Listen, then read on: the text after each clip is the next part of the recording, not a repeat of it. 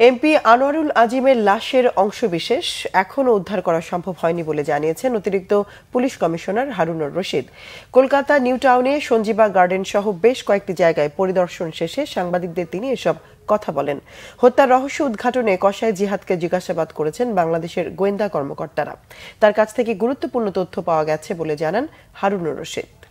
এত পাষাণ যে তারা এই মাননীয় সংসদ যেখানে তিনি প্রাণবন্ত অবস্থায় জীবন্ত অবস্থায় সেখানে ঢুকলেন, আর আমরা তখন আমার কাছে যেটা মনে হয়েছিল যে আমাদের কাছে যেন আমরা যেন সেই বাড়ি থেকে বের হওয়ার পরে আমাদের কাছে মনে হয়েছিল যেন এই বাড়িতে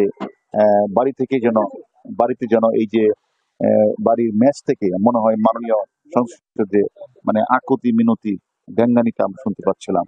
আমাদের দুই দেশ পুলিশ অনেক কাজ করেছি, অনেক দূরে গিয়েছি। আমরা মনে করি ঘাতকদের আমরা নাম নাম্বার আমরা পেয়েছি।